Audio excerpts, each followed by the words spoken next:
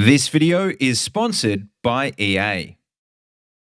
So last week I was actually at Gamescom in Germany to play some Battlefield 5, and I got to check out the brand new maps Provence and Lofoten Islands. And since I've got back, there's actually been a bunch of other news come out about these maps as well. So guys, this is BillyEatWorld again, and let's find out.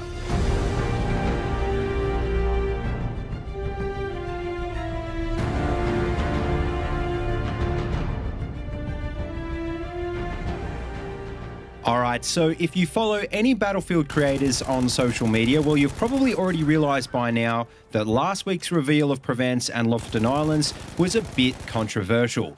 Because unfortunately, it wasn't just a first look at the two new maps. DICE also announced that turns out Battlefield 5 isn't going to be getting a 5v5 competitive mode after all. These two new maps were supposed to be part of that mode, and at the event, we were actually playing them on Squad Conquest instead.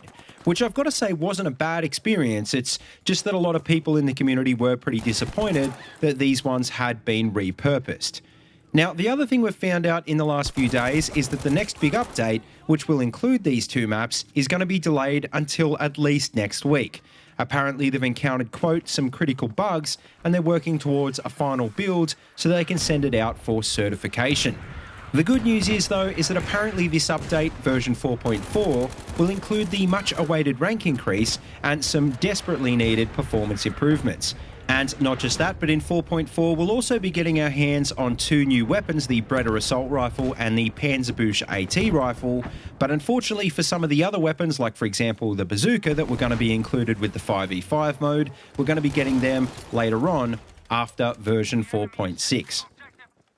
Now, even disregarding all of that, as for the maps themselves, well, once again, they've still proved to be pretty controversial because, obviously being designed for 5v5, they're pretty small and infantry focused.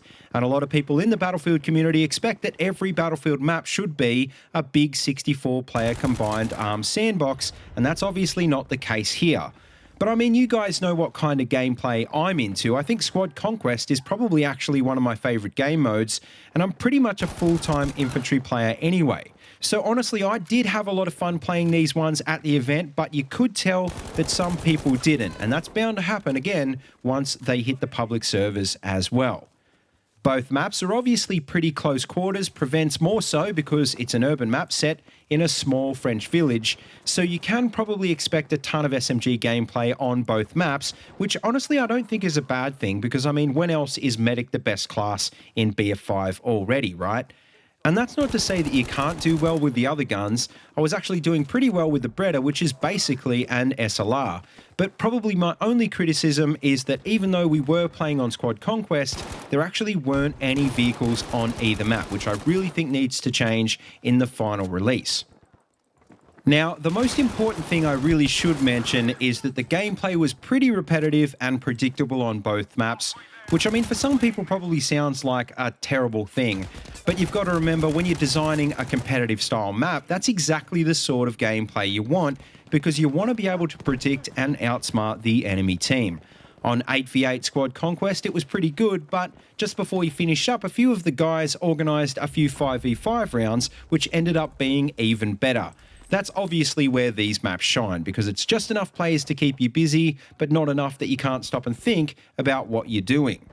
The only problem is, unfortunately, there isn't going to be a 5v5 mode in the game anymore, so unfortunately, we will have to rely on private servers to try and make that happen.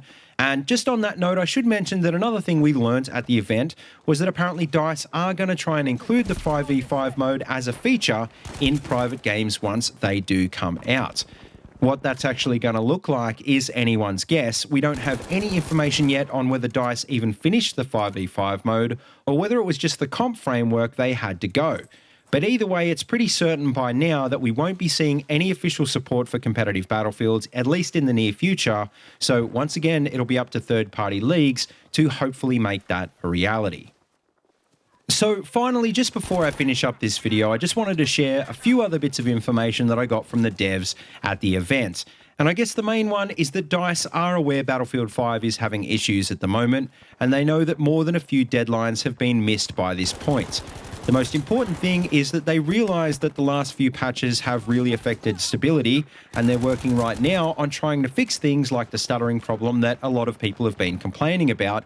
And like I said, hopefully we'll be seeing a lot of movement on that front as early as next week. But unfortunately, as you can imagine, it has caused a lot of delays when it comes to getting out content. Finally, though, the last thing I want to share with you guys is that at the event, we had a pretty productive feedback session with Ryan MacArthur, one of the lead producers on Battlefield 5. And in that session, I actually brought up a lot of the concerns that you guys share with me all the time, especially when it comes to things like team balancing, the Alce and Darn delays, and limited time game modes. And look, I can't go into too much detail on what was said, but the main take-home point was that DICE are already working on fixes for all the things that I had to mention and what any of the other guys had to mention as well. The issue is, and the reason a lot of these things haven't been fixed yet, is that apparently even simple fixes just take way longer than the community really expects that they should. And also at this point, the priority is just fixing the performance problems that are really stopping a lot of us from playing the game. But anyway, guys, that just about wraps up this video. So hopefully you've got some of the answers you've been looking for. And if you haven't, well, hopefully those answers are just around the corner. And of course, make sure you let me know what you think of these two new maps. Are these the kind of maps that you'd like to play? Or would you prefer to have a bunch of new 64-player sandbox maps instead?